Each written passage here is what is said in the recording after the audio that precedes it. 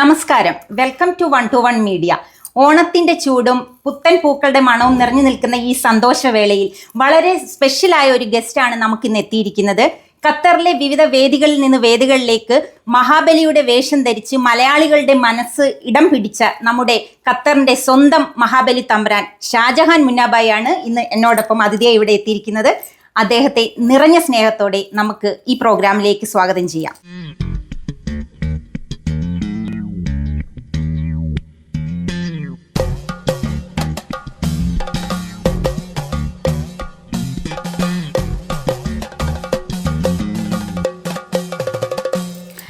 ഖത്തറിലെ മലയാളികളുടെ ഇടയിൽ മാവേലി മുന്നാബായി എന്നറിയപ്പെടുന്നു. അതിന്റെ തുടക്കം എങ്ങനെയായിരുന്നു?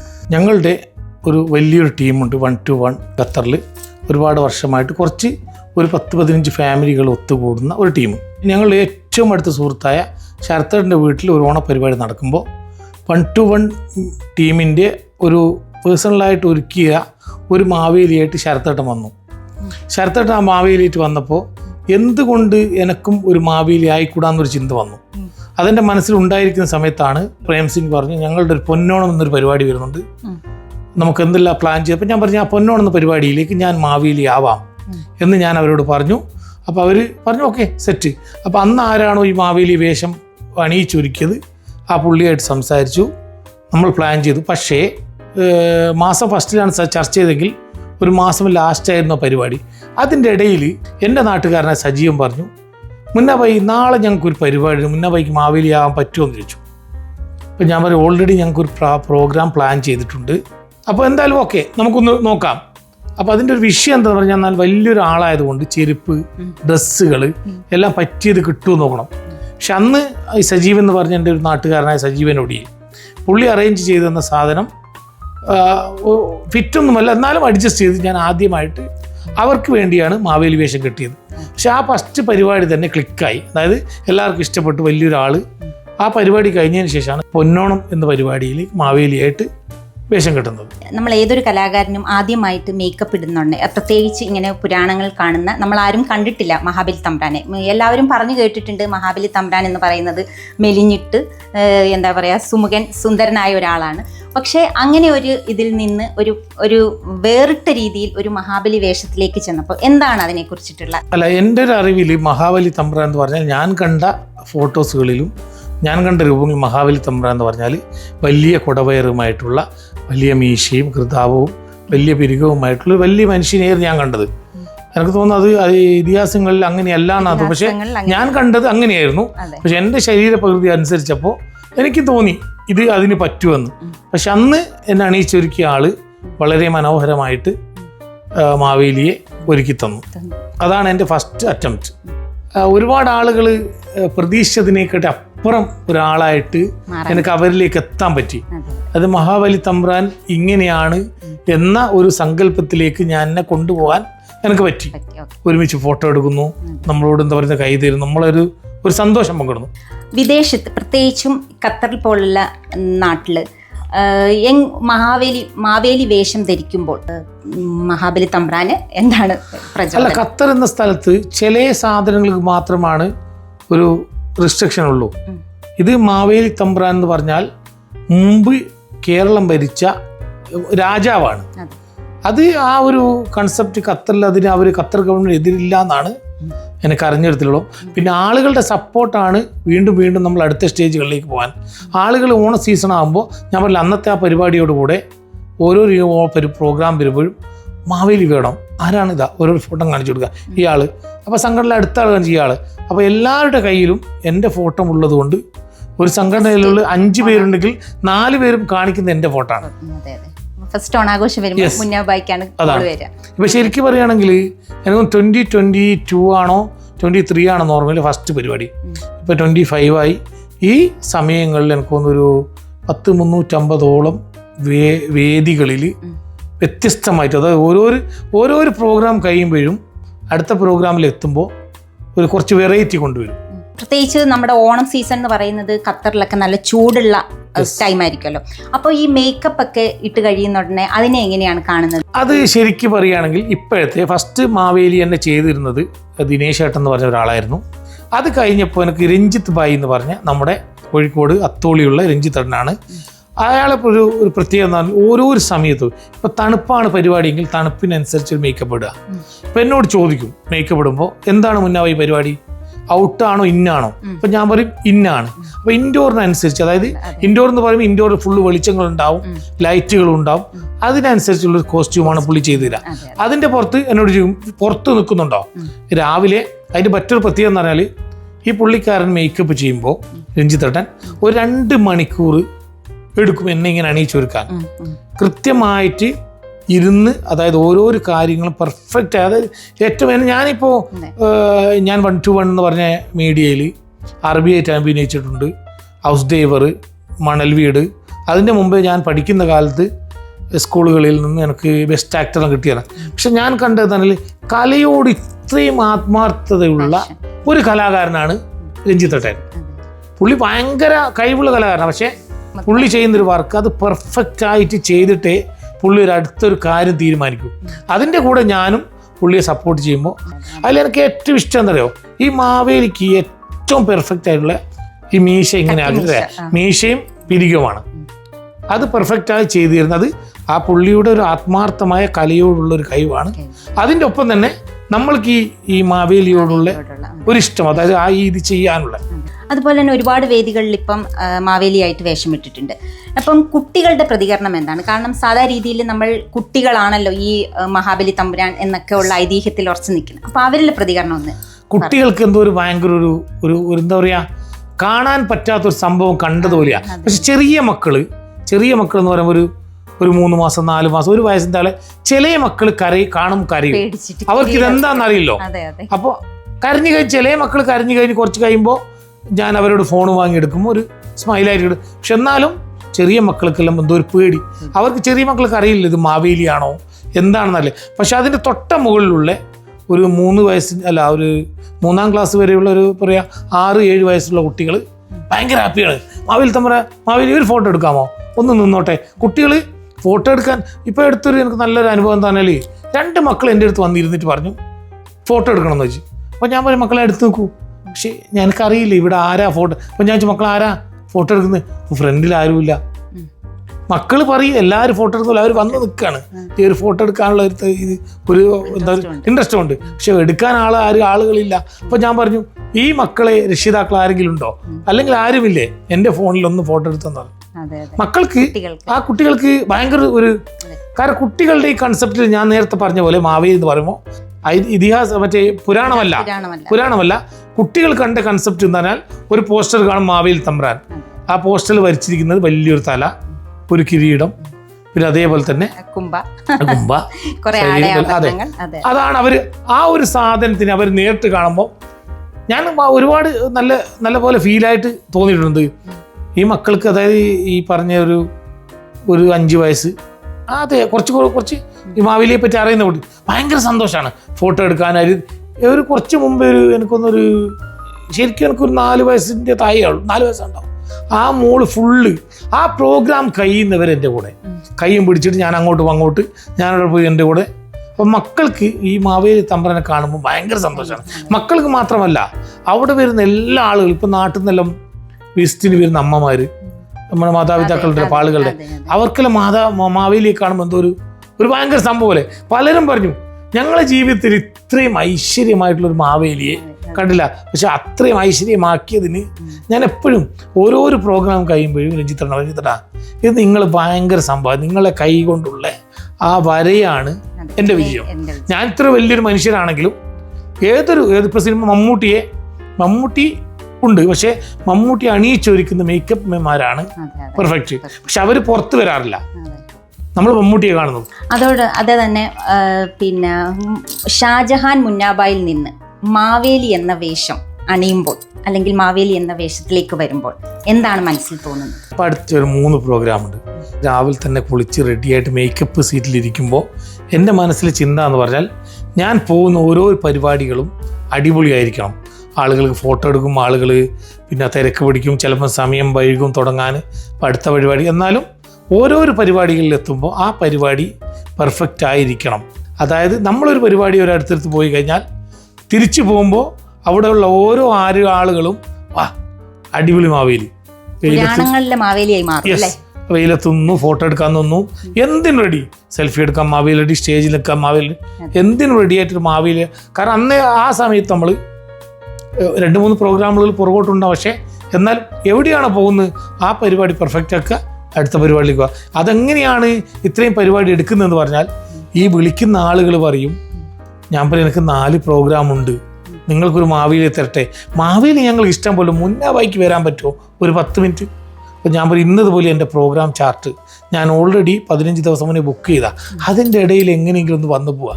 ആ ഒരു ആളുകളുടെ ഒരു സംസാരം ഉണ്ടല്ലോ, അതാണ് നമ്മൾ ഏറ്റവും വലിയ വിജയം. അതൊരു ഭയങ്കര സന്തോഷമാണ്.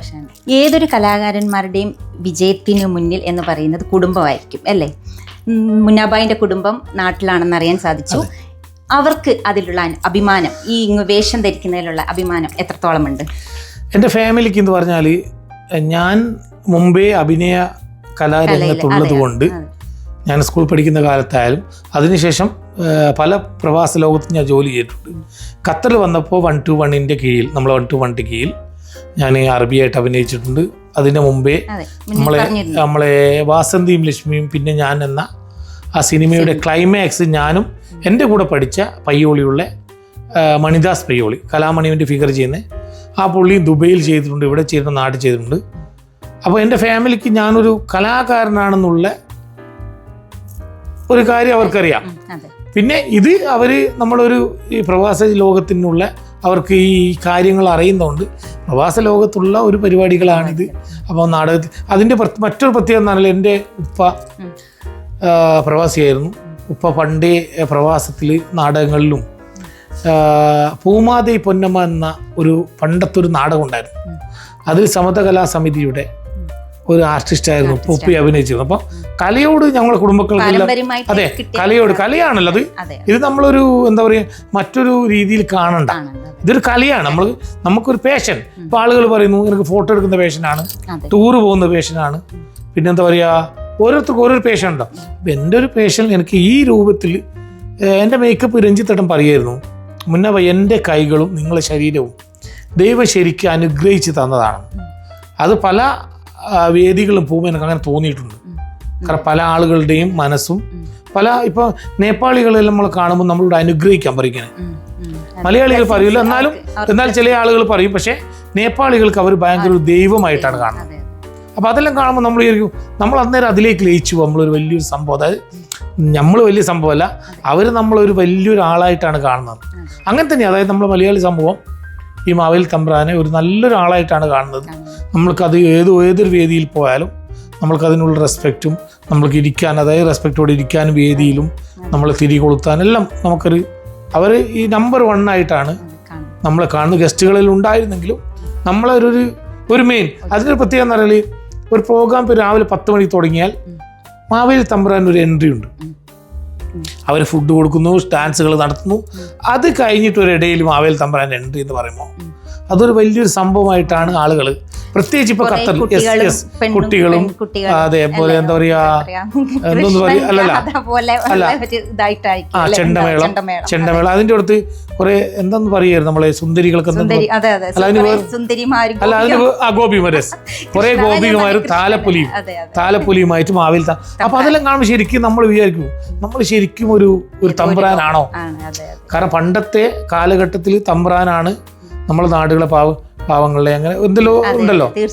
എന്നാലും ഒരുപാട് സന്തോഷമുണ്ട് ഈ കാര്യങ്ങളിൽ ഈ ആളുകൾ നമ്മളെ സ്വീകരിക്കുന്നത് കാണുമ്പോൾ. പിന്നെ അതേപോലെ തന്നെ വാദ്യമേളങ്ങളായിട്ട് നമ്മൾ അതിൻ്റെ കൂടെ പിന്നെ ചില സമയത്ത് അതിൽ ലയിക്കുമ്പോൾ അതിലൊരു എന്താ പറയുക അതിൽ ലയിച്ചിട്ട് സ്റ്റെപ്പ് വെക്കാനും ഒരു കോംപ്ലിമെന്റ് പറയുകയാണെങ്കിൽ തമ്പ്രാന്റെ നടത്തത്തിൽ തന്നെ പ്രൗഢി കാണാനുണ്ട്. ആ കൊടയൊക്കെ ചൂടി വരുമ്പോൾ എന്താ പറയാ നമ്മൾക്കൊക്കെ കഥകൾ കേട്ടിട്ടുള്ള തമ്പ്രാനെ തന്നെ ഓർമ്മ വരലുണ്ട്.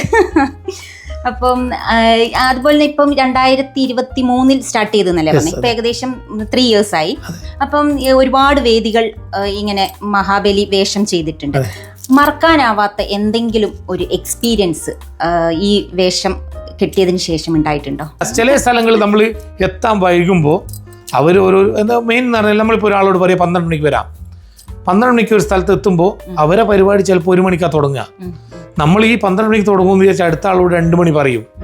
അത് നമ്മളെ അറിയുന്ന ആളുകൾ മനസ്സിലാക്കിയിട്ട് പ്രശ്നം നോക്കൂലോ, ഓക്കെ എത്തിക്കോ, അവരെ പരിപാടികൾ അങ്ങോട്ടും ഇങ്ങോട്ടും പ്ലാൻ ചെയ്തിട്ട് അങ്ങനെയാ. ഈ മാവേലി എന്ന് പറഞ്ഞാൽ രാവിലെ മുതൽ വൈകുന്നേരം നിൽക്കലല്ല. മാവേലിക്കൊരു എൻട്രി ഈ പറഞ്ഞ പോലെ വാദ്യമേളങ്ങളും മറ്റേ എന്താ പ്രോഗ്രാമിന് വിളിച്ചാൽ ഫുൾ ടൈം ആ പ്രോഗ്രാം കഴിയുന്നവരല്ല. അത് ചില പ്രോഗ്രാമുകളിൽ നമുക്കിപ്പോൾ ഒരു ദിവസം ഒരു 2 പരിപാടി ഉള്ളതാണെങ്കിൽ 2നും ഫുൾ ടൈം നമ്മൾ വൈകുന്നേരം നിൽക്കും.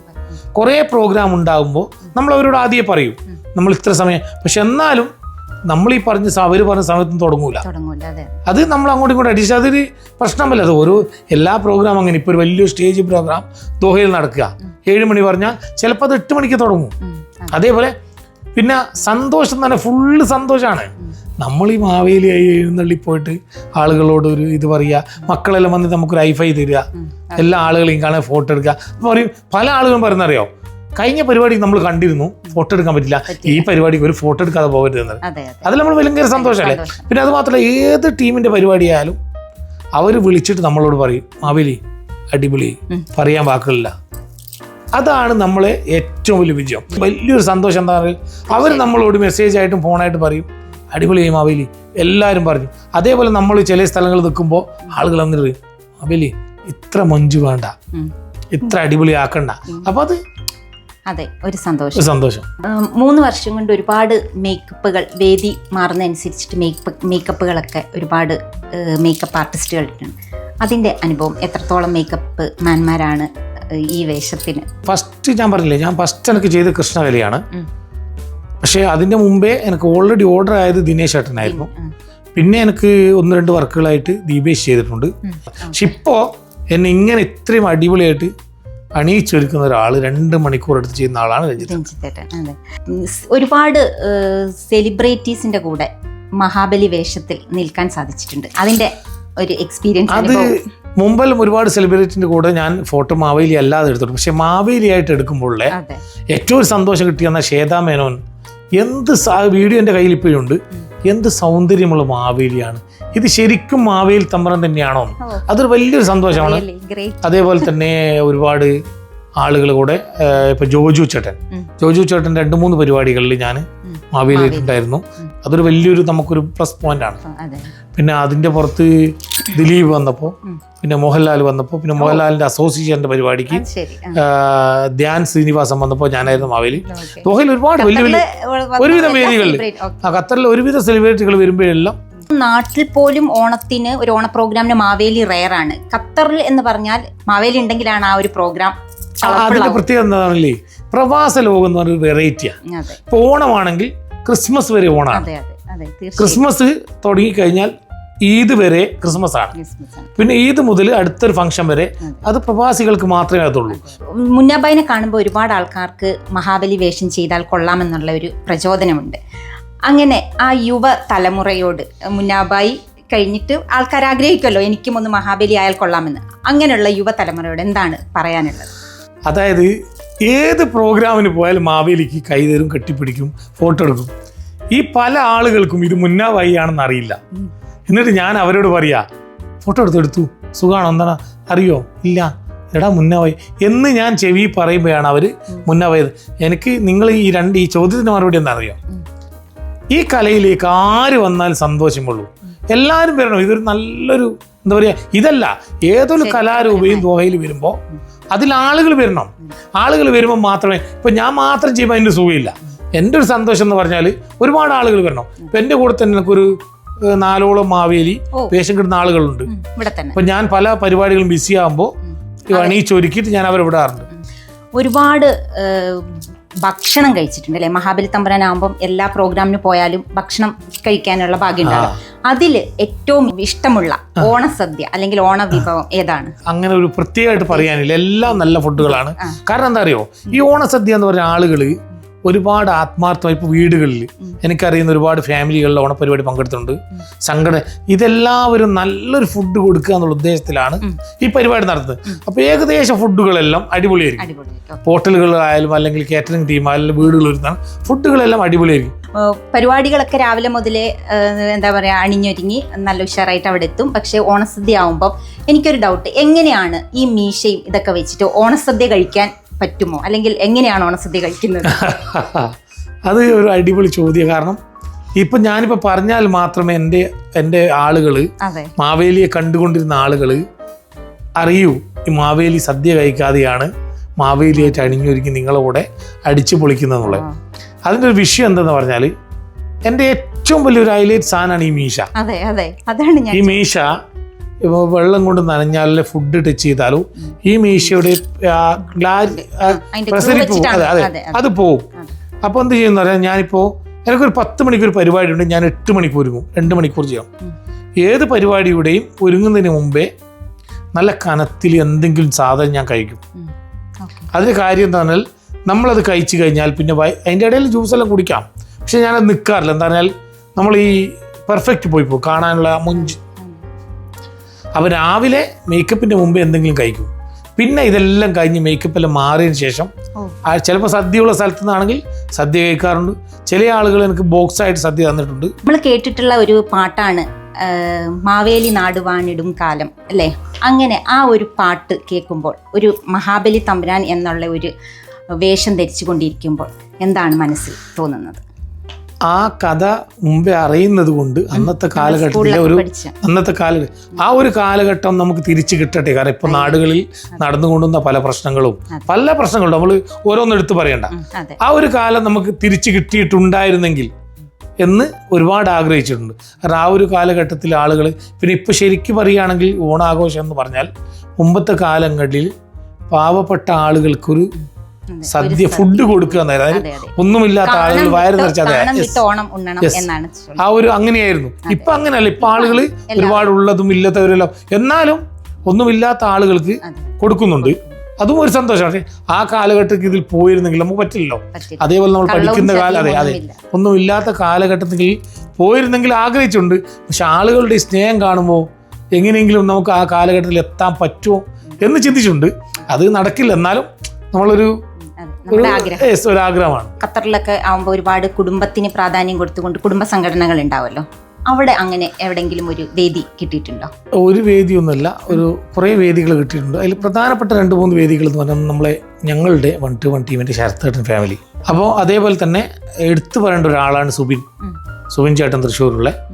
എനിക്ക് ഒരു ദോഹയിലുള്ള ഒരുവിധം പരിപാടികൾക്കെല്ലാം എന്നെ ബുക്ക് ചെയ്യുന്ന ഒരാളാണ്. കാരണം പുള്ളിയുടെ കെയർ ഓഫിൽ പുള്ളിയുടെ വീട്ടിൽ ഇപ്പോൾ 3 വർഷമായിട്ട് എത്ര വിഷയമായാലും എന്ത് ബിസി ആയാലും മാവേലി തമ്പുരാൻ ഒന്ന് വന്ന് പോവുക, അതൊരു ഭയങ്കര സ്നേഹമാണ്. അതേപോലെ തന്നെ ജയേഷ്, പിന്നെ അതുപോലെ തന്നെ ഇലാലിലുള്ള നമ്മളെ കുറച്ച് ടീമിൻ്റെ റൂമുണ്ട്, പിന്നെ അതുപോലെ തന്നെ അൽസയും. അതൊരു ഭയങ്കര സന്തോഷം. കാരണം അതിലുള്ള ആളുകൾ മാവേലിയായിട്ട് വരുമ്പോൾ നമുക്ക് തരുന്നൊരു ഒരു ഇഷ്ടം, ഒരു സന്തോഷം. ഒരു ഇയർ സ്റ്റാർട്ട് ചെയ്യും, ജാനുവരി സ്റ്റാർട്ട് ചെയ്ത് അൺടിൽ ഓണം വരെ ഷാജഹാൻ മുന്നാബായ് ലൈഫ്. അതിനുശേഷം ഓണമാവുമ്പോൾ, ഓണം കഴിയുന്നത് വരെ മാവേലി തമ്പ്രാൻ. അതിനുശേഷം റമദാൻ വരുന്ന സമയത്ത് ഒരുപാട് ചാരിറ്റി, അതായത് നോമ്പെടുക്കുന്ന ആൾക്കാർക്ക് നോമ്പ് മുറിക്കുന്ന സമയത്ത് ഫുഡ് എത്തിച്ചു കൊടുക്കാൻ ഖത്തർ സ്പർശം എന്ന് പറഞ്ഞ ഒരു സംഘടന, അത് എനിക്കൊന്ന് പ്രളയ സമയത്താണ് അത് തുടങ്ങിയത്. പ്രളയ സമയത്ത് നാട്ടിലെ ആളുകൾക്ക് ആവശ്യമുള്ള പല സംഗതികളും നാട്ടിലേക്ക് അയച്ചിട്ടാണ് പ്രളയം തുടങ്ങുന്നത്. അപ്പോൾ 2 വർഷം പ്രളയം വന്നു. അത് കഴിഞ്ഞപ്പോൾ നമുക്ക് എന്ത് ചെയ്യാം എന്നൊരു നമ്മളെ മെയിൻ ടീമിൻ്റെ ഒരു ആലോചനയിലാണ് ഖത്തറിലുള്ള, അതിനുശേഷം കൊറോണ വന്നല്ലോ, പല ആളുകളും റൂമിൽ കുടുങ്ങി ജോലി പോയി, പല പ്രശ്നങ്ങൾ വന്നപ്പോൾ അവർക്ക് നമ്മൾക്ക് എന്ത് ചെയ്യാമെന്നുള്ള ഒരു തീരുമാനത്തിലാണ് ഖത്തറിലേക്ക് ഇറങ്ങിയിരിക്കുന്നത്. അവർക്ക് ആവശ്യമുള്ള മരുന്നുകൾ, ഫുഡുകൾ, പല കമ്പനികളിലും വലിയ പ്രൊഫഷണൽ ജോലി ചെയ്ത വലിയ വില്ലയിൽ താമസിച്ചിരുന്ന ഒരുപാട് ശമ്പളം വാങ്ങിയിരുന്ന ആളുകൾ വരെ പട്ടിണിയിലായിപ്പോയി. ആർക്കും ഇറങ്ങാൻ പറ്റില്ല. ഞങ്ങൾ സ്പെഷ്യൽ പെർമിഷൻ എടുത്തിട്ട് വണ്ടിയിൽ പോകാനുള്ള പെർമിഷൻ എടുത്തിട്ട് ഒരുപാട് ആളുകൾ സ്പോൺസർഷിപ്പ് ചെയ്തിട്ട് നമ്മൾ മരുന്നുകളായിക്കോട്ടെ, വെള്ളങ്ങളായിക്കോട്ടെ, ഫുഡുകൾ ഡിസ്ട്രിബ്യൂട്ട് ചെയ്തു. വീണ്ടും നമുക്ക് അടുത്ത വർഷം കൊറോണ തന്നെ. ആ 2 വർഷമോ 3 വർഷത്തോളം കൊറോണ. അതിനുശേഷമാണ് ഖത്തറിലുള്ള ജോലി ഇല്ലാത്ത ആളുകൾക്ക്, ബുദ്ധിമുട്ട് അനുഭവിക്കുന്ന ആളുകൾക്ക് ഇഫ്താറിൻ്റെ ഒരു കിറ്റ്, അതിൽ ഒരു നല്ലൊരു ഫുഡ്, ഒരു സ്നാക്സ്, എല്ലാ സാധനങ്ങളും കൊടുക്കാനുള്ള ഒരു വഴിയിലേക്ക് ഖത്തർ സ്പർശം എത്തിയത്. ഞാൻ ശരിക്കും പറയുകയാണ്, ഒരു ദിവസം 200ഓളം വീടുകളിൽ 200ഓളം ഗിഫ്റ്റുകൾ വിതരണം ചെയ്തിട്ടുണ്ട്. എവിടെ നിന്നാണോ നമ്മൾക്ക് ആളുകൾ റിക്വസ്റ്റ് ചെയ്യുന്നത് അവിടെ എത്തിക്കുക. അതിനൊരു റിയൽ ഹീറോസ് എന്ന് പറഞ്ഞ കുറച്ച് ടീമുകൾ അവരെ ജോലിയും കാര്യങ്ങളെല്ലാം കഴിഞ്ഞ് വന്നിട്ട് അവരെ വണ്ടി എണ്ണ അടിച്ചിട്ട് അവർ ഫ്രീ ആയിട്ട് കൊണ്ടുപോയി കൊടുക്കുക. അതിലൊരു അംഗം കൂടിയായിരുന്നു ഞാൻ. അതൊരുപാട് ഭയങ്കര ഇത് പറഞ്ഞ പോലെ മാവേലി ആയിരിക്കുന്ന സന്തോഷം പോലെ തന്നെ ആളുകൾക്ക് ആ ഫുഡ് കൊടുക്കുമ്പോഴുള്ള ഒരു സന്തോഷം ഒരു ഭയങ്കരമായിരുന്നു. ഇനിയിപ്പം ക്രിസ്മസിലേക്ക് കാലെടുത്ത് വെക്കുകയാണ് അല്ലേ? ഡിസംബർ ക്രിസ്മസ് പപ്പയായിട്ട് എപ്പോഴെങ്കിലും വേഷം ഇട്ടിട്ടുണ്ടോ? അതിപ്പോൾ ഒരു പ്രാവശ്യം ഞാൻ ഇട്ടിട്ടുണ്ട്. അതിപ്പോൾ 2 വർഷമായിട്ട് ഈ പറഞ്ഞ സുവിൻ ചേട്ടൻ ടീമും അല്ലെങ്കിൽ അതുമായി ബന്ധപ്പെട്ട ആളുകൾ മുന്നേ ഓണം കഴിഞ്ഞാൽ ഈ ക്രിസ്മസ് അപ്പൂപ്പനാണ്. അപ്പോൾ അത് പറഞ്ഞിട്ടുണ്ട്. ഈ വർഷം എന്തായാലും നമ്മളൊരു രഞ്ജിത്തേട്ടൻ്റെ ഒരു കൺസെപ്റ്റും കൂടെ ഉണ്ട്. ആ താടിയും സാധനങ്ങളെല്ലാം കൊണ്ടുവന്നിട്ടുണ്ട്. കുമ്പ ഓൾറെഡി ഉണ്ടല്ലോ, കുമ്പ വേണ്ട. അപ്പോൾ ചെയ്യാനൊരു ഉദ്ദേശമുണ്ട്. അപ്പോൾ ക്രിസ്മസ് ഈ ഓണം കഴിയുമ്പോൾ ക്രിസ്മസ് അപ്പൂപ്പൻ. വൈൻഡപ്പ് ചെയ്യുന്നതിന് മുമ്പ് ഒരു ക്വസ്റ്റ്യനും കൂടി. മഹാബലി തമ്പ്രാന് എന്താണ് പ്രജകളോട് പറയാനുള്ള ആശംസ? അതൊരു വലിയൊരു സംഭവം തന്നെ. എന്തറിയോ, ലോകത്തിലെ ഏറ്റവും വലിയ ആഘോഷമാണ് ഓണാഘോഷം എന്നാണ് എൻ്റെ ഒരു ചിന്താഗതി. എന്താ അറിയോ, ഞാൻ ഈ 4 വർഷമായിട്ട് കാണുന്ന ഓണാഘോഷങ്ങളിൽ ആളുകൾ കൊണ്ടാടുന്ന ജനങ്ങൾ മൊത്തം ഏത് ലോകത്തുള്ള ജനങ്ങളും കൊണ്ടാടുന്ന ഏറ്റവും വലിയൊരു ആഘോഷമാണ് ഓണാഘോഷം. എന്താണെന്നറിയോ, ജാതി മത ഭേദമന്യേ പാവപ്പെട്ടവനെന്നോ പൈസക്കാരനെന്നോ കറുത്തവനെന്നോ വെളുത്തവനെന്നോ ഒന്നുമില്ലാതെ ആഘോഷിക്കുന്നൊരു ആഘോഷമാണ് ഓണാഘോഷം. അത് ഏകദേശം എനിക്ക് തോന്നുന്നു ഇപ്പോൾ 300ഓളം പ്രോഗ്രാം കണ്ട സ്ഥിതിയിൽ എനിക്ക് മനസ്സിലാക്കിയൊരു കാര്യമാണ്. അപ്പോൾ എല്ലാവരും ഇതേപോലെ ഓണം മാത്രമല്ല ഈദും ക്രിസ്മസും പിന്നെ അതേപോലെ എന്ത് പ്രോഗ്രാം ഉണ്ടോ എല്ലാവരും സ്നേഹത്തോടെ സന്തോഷത്തോടെ ഇങ്ങനെ കഴിഞ്ഞു പോട്ടെ. ഇനിയും ഒരുപാട് ഓണാഘോഷങ്ങളും ഒരുപാട് പ്രോഗ്രാമുകളും ഒരുമിച്ച് എല്ലാവരും പാവപ്പെട്ടവനും പൈസക്കാരനും കറുത്തവനും വെളുത്തവനും ഏത് ടീമായാലും ഇത്ര പ്രശ്നമില്ല, ഒരുമിച്ചിരുന്ന് ഈ ഓണം ആഘോഷിക്കുന്ന പോലെ ഓരോരോ ആഘോഷങ്ങളും കൊണ്ട് നടക്കാൻ നമ്മളെ മനസ്സിന് ദൈവം അനുഗ്രഹിക്കട്ടെ. അപ്പോൾ ഒരുപാട് സന്തോഷം. ഒരുപാട് വലിയൊരു പ്രോഗ്രാം കഴിഞ്ഞിട്ട് ഇത്രയും സമയം ഈ മേക്കപ്പോട് കൂടി അതിന് എത്രമാത്രം ബുദ്ധിമുട്ടുണ്ടെന്ന് മുന്നാബായി തന്നെ ആദ്യം പറഞ്ഞിട്ടുണ്ട്. നമ്മൾക്ക് ഇത്രയും സമയം നമ്മൾക്ക് വേണ്ടി നമ്മളോട് സഹകരിച്ച മുന്നാബായിക്ക് ഒരുപാട് സന്തോഷം. അതോടൊപ്പം തന്നെ ഇനി ഒരുപാട് ഖത്തറിലെ ഒരുപാട് സ്റ്റേജുകൾ ഇനിയും ഈ ഐശ്വര്യത്തോടെ നിറഞ്ഞ സ്നേഹത്തോടെ സന്തോഷത്തോടെ മഹാബലി തമ്പ്രാനായിട്ട് പ്രജകളുടെ ഇടയിലേക്ക് ഇറങ്ങിച്ചെല്ലാൻ കഴിയട്ടെ എന്ന് ആത്മാർത്ഥമായി പ്രാർത്ഥിക്കുന്നു. Thank you so much.